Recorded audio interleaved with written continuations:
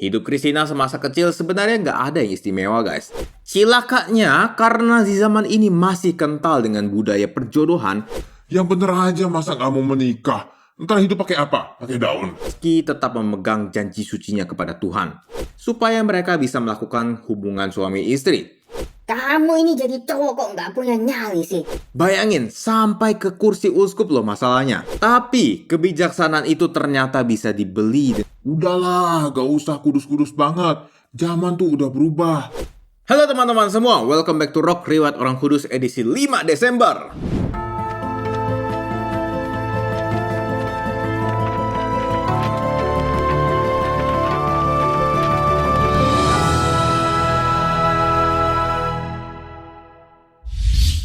Hari ini kita akan membahas riwayat dari Santa Cristina dari Marchiate, perawan.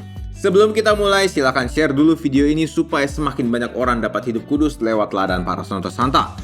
Oke, tanpa berlama-lama lagi, mari kita mulai! Cerita berawal di akhir abad ke-11, sekitar tahun 1097. Hiduplah sepasang suami istri bangsawan Anglo-Saxon bernama Auti dan Beatrix. Keduanya kemudian dikaruniai seorang bayi perempuan yang cantik bernama Christina. Hidup Christina semasa kecil sebenarnya nggak ada yang istimewa, guys. Ya, seperti anak kecil biasa lah, bermain lalu juga bersekolah, sampai suatu saat di umurnya yang ke-15, entah dalam rangka liburan atau ziarah, dia dan kedua orang tuanya mengunjungi biara Santo Albans di Hertfordshire. Gadis kelahiran Huntingdon ini kemudian jatuh cinta terhadap gaya hidup para pertapa di biara ini, lalu secara diam-diam mengambil sumpah selibat tanpa sepengetahuan kedua orang tuanya. Cilakanya, karena di zaman ini masih kental dengan budaya perjodohan, Christina kemudian dijodohkan dengan seorang lelaki bernama Barfred. Wah, tahu akan dijodohkan, gadis cantik ini kemudian menjelaskan kepada kedua orang tuanya kalau ia sudah berjanji kepada Tuhan untuk hidup selibat.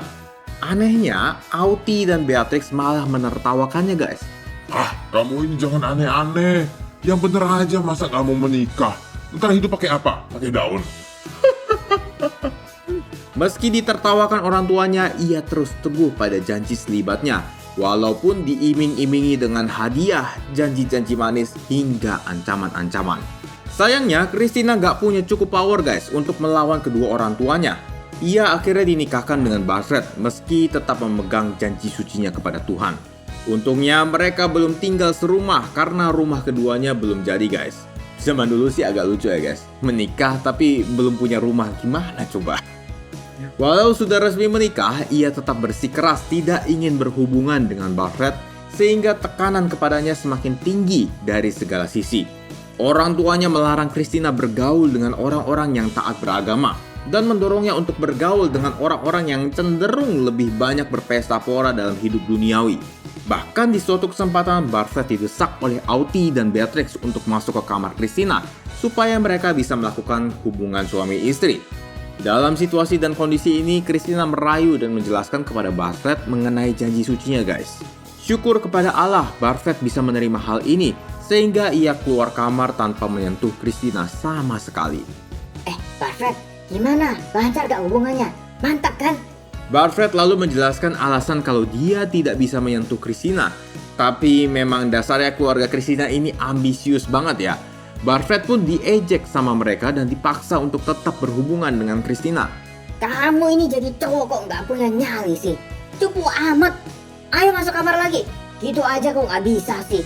Jangan malu-maluin dong kalau jadi menantu. Ya, kurang lebih diocehin kayak gitulah, guys. Tapi laki-laki yang baik hati ini memilih untuk menghormati janji suci yang sudah dibuat Christina.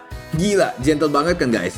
Ini membuat ayah Christina menjadi sangat frustasi dan kemudian membawa Christina ke biara Huntingdon.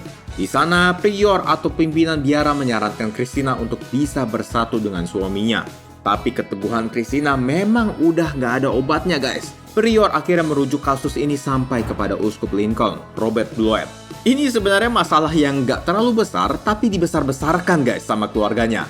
Bayangin, sampai ke kursi uskup loh masalahnya. Uskup kemudian menjawab atas permasalahan ini. Tidak ada uskup di bawah langit yang dapat memaksanya ke dalam pernikahan ini jika menurut sumpahnya dia ingin mempertahankan dirinya untuk Tuhan.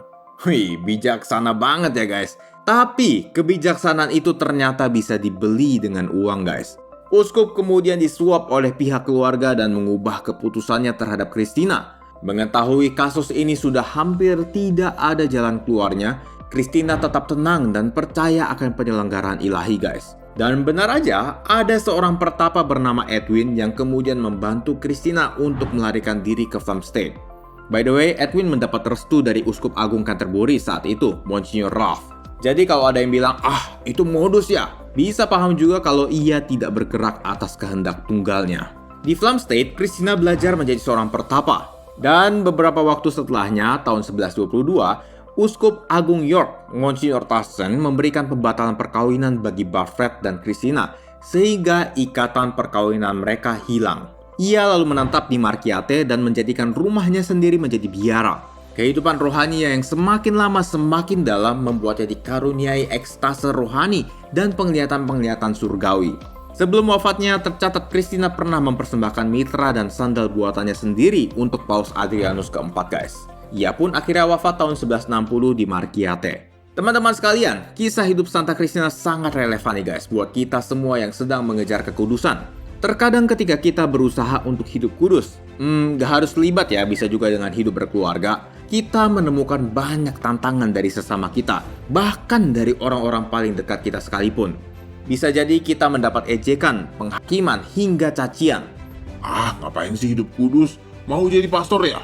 Udahlah, gak usah kudus-kudus banget. Zaman tuh udah berubah. Atau jangan-jangan lu impoten ya? Padahal sebenarnya hidup kudus itu adalah panggilan dari semua orang guys, tanpa terkecuali.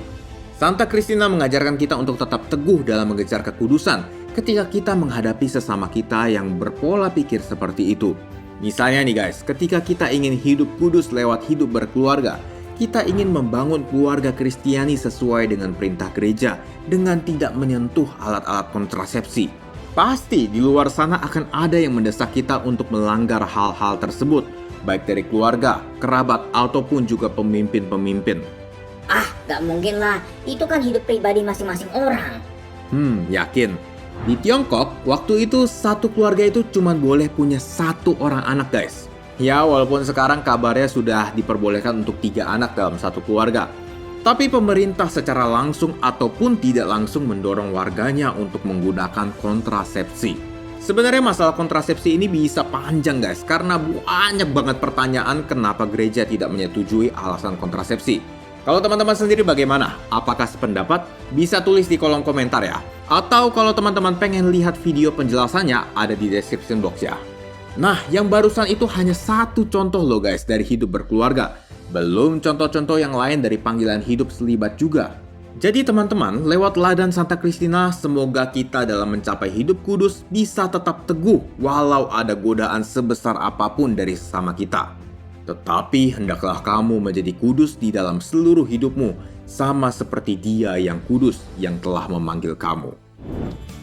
Oke guys, begitulah kisah hidup dari Santa Christina dari Markiate. Kalau teman-teman merasa video ini bermanfaat, teman-teman boleh like, subscribe, dan share untuk mendukung pengembangan channel ini. Terima kasih sudah menonton dan sampai jumpa di Rock edisi selanjutnya. Pamit, Re!